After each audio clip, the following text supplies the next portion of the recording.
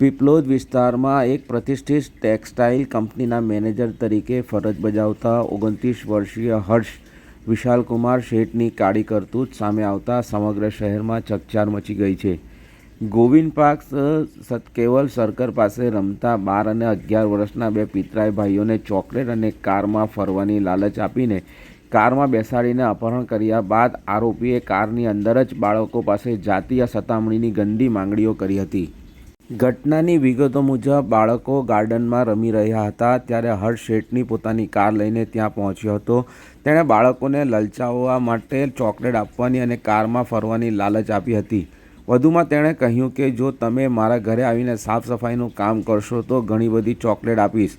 બાળકો તેની વાતમાં આવી ગયા અને કારમાં બેસી ગયા. કારમાં બેસાડ્યા બાદ આરોપીએ બાળકોને શહેરના રસ્તાઓ પર ફેરવવાનું શરૂ કર્યું હતું.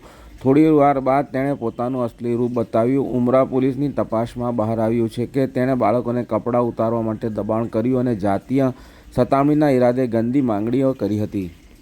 બાળકોએ હિંમત બતાવીને આરોપીનો વિરોધ કર્યો હતો અને રડતા રડતા કહ્યું, અમે આવું ગંદુ કામ નહીં કરીએ. બાળકોની રડારોડ અને બૂમાબૂમથી આરોપી ગભરાઈ ગયો અને તેમને ગમે ત્યાં છોડી દેવાની ફિરાકમાં હતો. બીજી તરફ બાળકોના અપહરણની જાણ વાયુવેગે પોલીસ સુધી પહોંચતા ઉમરા પોલીસે તાત્કાલિક નાકાબંધી કરી દીધી. મોટી સંખ્યામાં સ્થાનિક લોકો પણ એકત્ર થઈ ગયા હતા.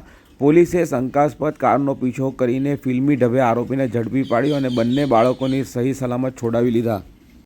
ઉમરા પોલીસે હર્ષ વિશાલકુમાર શેઠ વિરુદ્ધ અપહરણ અને પોક્સો એક્ટની કડક કલમો હેઠળ ગુનો નોંધીને ધરપકડ કરી છે.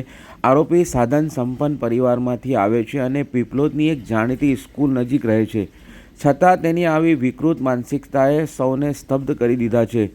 પોલીસ વધુ તપાસ કરી રહી છે કે શું અગાઉ પણ તેણે આવી કોઈ હરકત કરી છે કે કેમ. આ ઘટના વાલીઓ માટે મોટી ચેતવણી છે કે બાળકોને અજાણ્યા લોકો સાથે જવાની રોકવા અને તેમની સુરક્ષા માટે ખાસ ધ્યાન આપવું.